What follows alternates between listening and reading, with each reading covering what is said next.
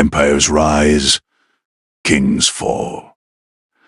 But the hand of God endures forever. From famine to slavery, from palace halls to desert sands, one story echoes through time. The story of a God who hears the cries of his people.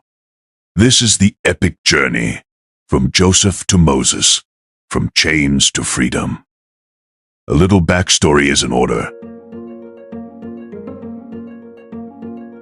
Long ago, there was a man named Abraham who was faithful to God.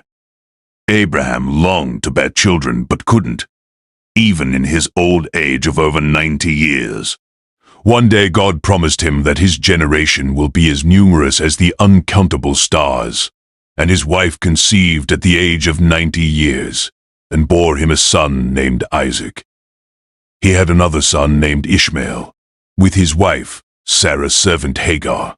But today, we will focus on the son of promise, Isaac. Isaac grew up and married Rebekah, with whom he had twin sons, Esau and Jacob. Jacob, who lived in Canaan, had one daughter and 12 sons who are now referred to as the 12 tribes of Israel, as Jacob, their father, was renamed Israel by God. Jacob showed favor to one of his sons over the others, and it bred jealousy and hatred toward the favored son, Joseph. Out of jealousy, Joseph's older brothers plotted to kill him, but one of the brothers, Judah, suggested they sell him instead, and they sold him to some merchants passing to Egypt. These merchants later sold Joseph to Potiphar, a general in Pharaoh's army. Joseph was faithful in his duties until his master's wife tried to seduce him and failed. She falsely accused him and had him thrown into prison, but God had so many plans for Joseph outside that prison. And by the gift of interpretation of dreams, Joseph got out of prison. He interpreted a strange dream that Pharaoh had, and this saved the entire land of Egypt. For this reason, Joseph was promoted to greatness. He was made governor of Egypt. When famine struck the land of Canaan, God had already prepared a savior for Jacob's family, Jacob's favorite son, Joseph, who was once sold by his brothers to be a slave, now a ruler in Egypt. Pharaoh welcomed Joseph's family into Goshen, where they prospered. In Genesis 47:27 it says, "Now the Israelites settled in Egypt in the region of Goshen. They acquired property there and were fruitful and increased greatly in number." This was possible because of Joseph's history with the Pharaoh. Joseph interpreted the dreams of Pharaoh when no magician in Egypt could, and Pharaoh put Joseph in charge of everything. He made Joseph governor of Egypt, but as time passes, Jacob, the patriarch, blesses his sons and prophesies over their future tribes. Then, with his dying breath, he makes Joseph swear to carry his body back to Canaan. After Joseph and his brothers buried their father, his brothers thought Joseph would take revenge against them for selling him in the first place, but Joseph comforted his brothers with these words, "You intended to harm me, but God intended it for good to accomplish what is now being done. The saving of many lives. Joseph too would die in Egypt, but he made the Israelites promise. God will surely come to your aid, and then you must carry my bones up from this place." Many generations passed. Joseph, his brothers and all who knew them died, but their families multiplied in Egypt. Joseph was forgotten. A new Pharaoh arose, a ruler who feared Israel's growing numbers. He didn't have any history with Joseph, nor did he have any reason to be thankful to them. In Exodus chapter 1, verse 8 to 10, then a new king, to whom Joseph meant nothing, came to power in Egypt. "Look," he said, "the Israelites have become far too numerous for us. Come, we must deal shrewdly with them. If we go to war with our enemies, the Israelites will possibly join hands with them to fight us." So Pharaoh enslaved them. He assigned taskmasters to oversee their work. He made them build for him and doubled their suffering. Yet, the more they were oppressed, the more they multiplied. Desperate, Pharaoh gave a cruel order. He told the midwives that every girl born to Hebrew women should be left to live, but every Hebrew boy that is born you must throw into the Nile, meaning they had to kill all male children born unto Hebrews. Hebrew is a language that the lineage of Abraham, Isaac, and Jacob spoke.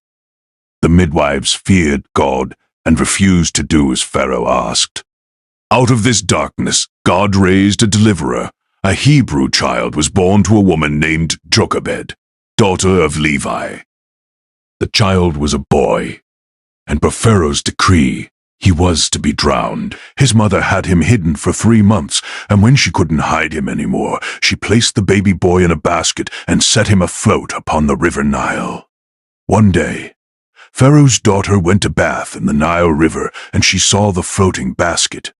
Pharaoh's daughter opened the basket and saw the baby. He was crying, and she felt sorry for him. "This is one of the Hebrew babies," she said. Little did she know, this child would stand against kings. Pharaoh's daughter took the baby and told her maids to find a Hebrew woman to nurse him for her. They brought his mother, and the princess said, "Nurse him for me, and when he is grown, bring him to me." So his mother bussed him, and when he grew, she brought him to Pharaoh's daughter, and the princess named him Moses, meaning she drew him from water. So his mother nursed him, and when he grew, she brought him to Pharaoh's daughter, and the princess named him Moses, meaning she drew him from water. Moses grew up in Pharaoh's palace, but when he saw an Egyptian beating a Hebrew, he felt for his kin and struck him down. He saw 2 Egyptians beating another Hebrew, and he confronted them, asking, "Why do you treat him so?" The Egyptian answered Moses, asking him, "Why do you care? Will you kill me like you killed the other Egyptian?" Moses realized someone saw him and fleeing for his life. Moses escaped to Midian, where he married Zipporah and became a shepherd. In Exodus 2:23-25, now the Israelites groaned in their slavery and cried out, and God heard their groaning. He remembered his covenant with Abraham, Isaac, and Jacob, that he would multiply their descendants and prosper them in the land of Canaan. One day, while tending the flock, Moses came to Horeb, the mountain of God. There, a bush burned with fire, but the bush was not consumed. God called to him from within the bush, "Moses, Moses." God's voice echoed through the fire, "I have seen the misery of my people. I have come down to rescue them. So now, go. I am sending you to Pharaoh to bring my people out of Egypt." Moses trembled. "Who am I that I should go to Pharaoh? Who do I even tell them sent me to rescue them?" But God replied, "I am who I am. Tell them I am has sent you." Moses further complained to God that he wasn't eloquent enough to speak, but God asked him, "Is Aaron the Levite not your brother?" "I know he speaks well. He shall be your mouthpiece, and you'll tell him what to say to the Israelites." Moses returned to Egypt, joined by his brother Aaron. They told the Israelites of God's plan to rescue them, and the Israelites bowed and worshipped God. Together, Moses and Aaron stood before Pharaoh. "This is what the Lord says. Let my people go, so that they may hold a festival to me in the wilderness." Pharaoh said, "Who is the Lord that I should obey him and let Israel go? I do not know the Lord, and I will not let Israel go." Pharaoh's heart was hard. Instead of freedom, he made their slavery even harsher. At first, the task officers helped gather straw so the Israelites could make brick, but Pharaoh changed the instruction. He said to let the Israelites gather the straw themselves, thereby doubling their burdens. Pharaoh believed they had some free time, and that's why they got the chance to pray or cry out to God. Pharaoh demanded that Moses show him signs that the Lord sent him, and Moses cast his rod to the ground, and it turned into a serpent. Pharaoh saw this and called his magicians to do the same, but Moses' rod swallowed the serpents of the magicians. This sign was not enough for Pharaoh, and Moses carried out the second task God gave him, to turn water into blood using his rod again, but Pharaoh's heart was still hardened. Then began a battle not just of men, but of gods. One by one, Yahweh struck Egypt with plagues. 1. God turned the river Nile to blood. Fish died and water stunk that they couldn't drink it. Frogs swarmed homes and all the land. 3. Gnats covered people. Flies infested Egypt. 5. Egyptian livestock died, whereas that of the Israelites lived. 6.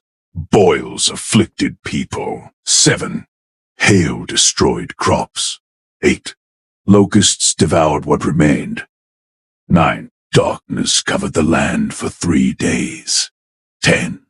Death of the firstborn, the final devastating blow. Even the magicians told pharaohs that these plagues were surely by the ginger of God, but Pharaoh's heart was still hardened. Through each plague, Pharaoh's heart hardened.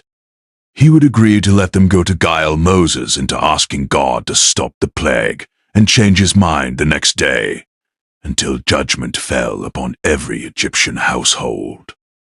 But God provided salvation for his people. Each family was told to sacrifice a spotless lamb during the Passover, and mark their doorposts with its blood.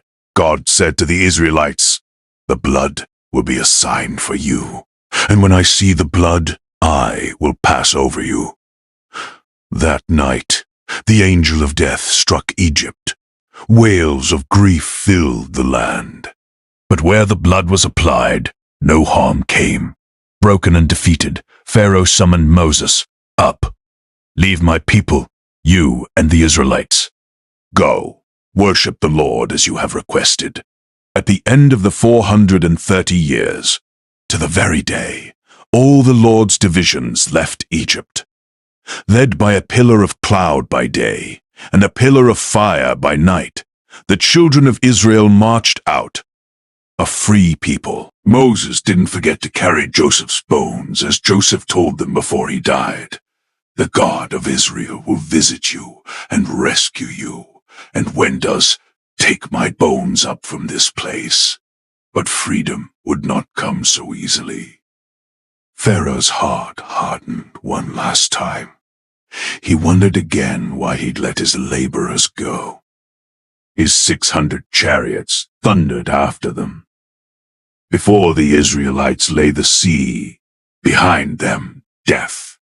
By day the Lord went ahead of them in a pillar of cloud, and by night in a pillar of fire, to give them light. The story of deliverance was not over. The God who conquered Egypt was about to reveal his greatest miracle yet. John. Here.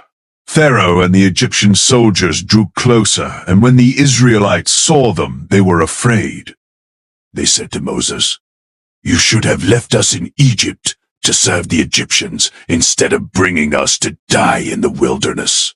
And Moses answered, saying, "Fear ye not, stand still, and see the salvation of the Lord, which he will show to you today. For the Egyptians whom ye have seen today, ye shall see them again no more forever. The Lord shall fight for you, and ye shall hold your peace." First, the angel of God that was in the camp of Israel moved from the front and went behind them to stand between them and the Egyptians. The cloud that lit this path from behind was causing darkness for the Egyptians. Then God told Moses to lift up his rod and stretch his hand over the sea, and divide it so the children of Israel could walk on dry land between the sea. Moses did this, and the waters formed high walls left and right. and the Egyptians followed swiftly after them. When the Israelites crossed safely, God caused fire to destroy the wheels of the chariots first, then told Moses to lift his rod, stretch it over the water, and cover the divide so that the sea would destroy the Egyptians completely. This great work of God blew the mind of the Israelites, and they feared God and believed his servants, Moses and Aaron. From Joseph's faith in famine to Moses' courage before Pharaoh, one truth shines. The Lord hears his people, and he will deliver. This is not just Israel's story. It is the story of a God who sets captives free. If you enjoyed this video, don't forget to like, share, and subscribe for more Bible stories told in powerful and engaging ways.